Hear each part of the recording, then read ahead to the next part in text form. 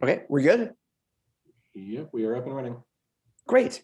Okay, I'd like to call to order the ADR meeting of February 23rd, 2021. We have a very small audience today. Hello, Elizabeth. Hi, Elizabeth. So we can skip with the introductions because we all know each other. And I will open it up for public comments in case any ADR member or the audience member wishes to speak for up to 3 minutes on anything that's not on the agenda. Okay. Now we will go on to item number 4. Oh, sorry. Excuse me. We didn't do the approval of the minutes. I read the minutes for January 19th. As far as I'm concerned, they're accurate. I would motion that we approve them. If anyone else wants to second that, or if anyone else has any changes, please let us know. And second that. Yep. Third. Great. So those are approved. And now we'll move on to the Patel and Fabicant residence at 96 Laurel Grove Avenue. Thank you, Chair Kushnet, ADR group members, Matthew Weintraub, planner. I'll provide just a brief presentation and some visuals for the project to get us started. Here's a location map. 96 Laurel Grove is located on the south side of Laurel Grove Avenue. It's a flag lot. Here's the project site. We can see that the existing single-family residence is located near the front of the lot. The project scope is to construct a new pool basically in the backyard in this open center area right here that I'm sort of outlining with my cursor. Here we see the project site plan. I'll provide a larger site plan in just a minute, but we can see that the project would comply with the minimum required setbacks for the lot. The new pool is outlined here and it's located within those setbacks. Here's an expanded site plan showing the new pool itself, surrounded by a new patio, as well as another project component would be a low retaining wall that connects the 2 existing stairs. And mechanical equipment would be located in a vault that would be excavated into the hillside just behind the new pool, also complying with setbacks. And here's elevations of the new equipment vault as it would be built into the existing hillside and into the existing rock wall. That completes my presentation and I'm available to answer questions. Thank you. Thanks, Matthew. Does anyone have any questions for Matthew? I do. Just a clarification. At issue here is the excavation and basically the amount of dirt that's being moved around. That is why this was triggered. Could you just go over that with us? Sure. So the project is subject to a design review permit. The only trigger for a design review permit or for a discretionary permit here is the amount of grading, which exceeds 50 cubic yards. So because it exceeds 50 cubic yards, the project is subject to both design review and a hillside lot permit. But again, that's the only threshold that's exceeded for any type of discretionary review. However, because it's subject to discretionary review, it's open to comments by the ADR group and the public. And what is the number of cubic yards that's being displaced over 50? It's over 50. We don't have an exact calculation. We were able to determine based on information on the plans and our own calculations that it would definitely exceed that threshold. So that's why the decision was made to make it a discretionary decision, essentially.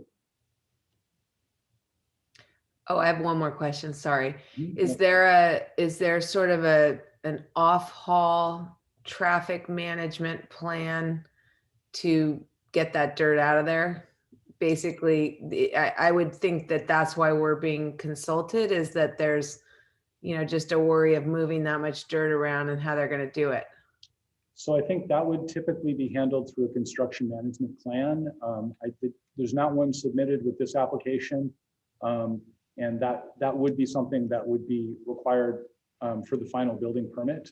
But I think the issue at hand would be more in terms of the change to the level of the ground or the change to a slope that would occur based on potentially the grading or the filling or the excavation that could occur.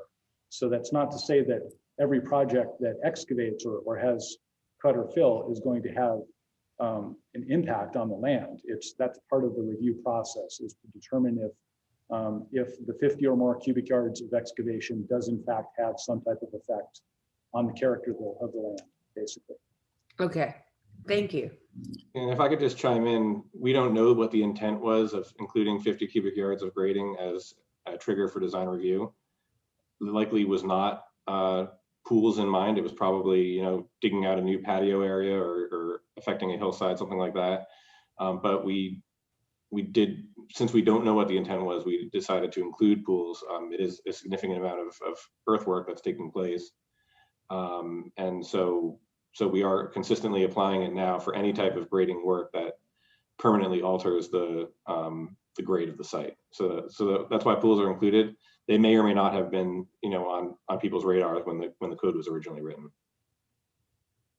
Well, one question for me, is there any proposal, Matthew, for relocating or the spoils on site, or is this all to be removed? So I'm looking at the notes right now. It does say the earthwork cut at the pool is estimated at 40 cubic yards. But again, we as staff looked at that closely and determined that that might not have included everything. So it does appear to be more than 50. And then the note says, delivered to Marin Resource Recovery Santa Fe or McNear's Brickyard for recycling. So it would be off haul. Okay, thank you.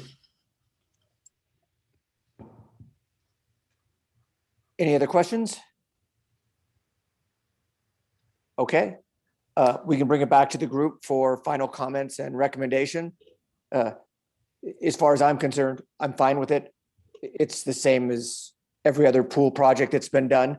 I think Ross just sort of figured out that that was part of the code, so it should go through this process and we should mention it. But the pool itself seems fine. It doesn't violate anything. And as you said, if it wasn't for the dirt, we wouldn't even be looking at it.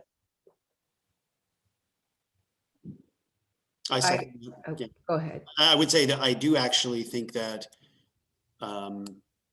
it's probably a fine thing to continue to take a look at projects with that component, right? With pools being excavated, it does allow us to have some conversation about cut and fill and or floodplains and those types of things. So I think it's appropriate, but I have no comments or problems with this particular project.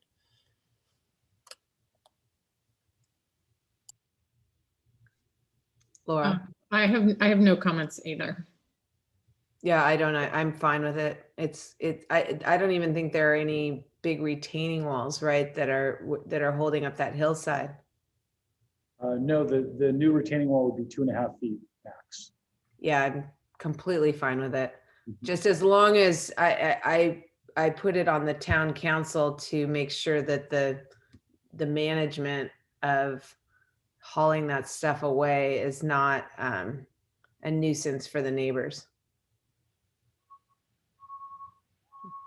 And Laura, just to clarify, you said you had no comment, but this is where we need your opinion one way or the other, just so we can. Sure. Yes. For the record. Sorry. Sure. I support the project. Thanks. Mm. Okay, great. So we have unanimous support for the project. Yes. So let it be written. Okay, well, thank you, everybody. So we don't have anything for conceptual advisory design review today. So just quickly, we'll go through communications. Our next meeting is at the regularly scheduled date and time, which is March 16th, the day before St. Patrick's Day, I believe. But Matthew and I were discussing, we are at liberty to change up the times and the dates of these monthly meetings. The only thing that's in the bylaws is basically that we do hold at least one meeting a month. And I don't think it'd be appropriate to really discuss it now when we don't have the full board. But I will send out an email just kind of polling as to whether you think the current time and day of the month that we're holding the meetings should stay, or if anyone would like to change up the times or the day that we meet. Okay. I can let you, I just actually can tell you for sure the 16th I will be away, but you might have enough people without me. So there you have it.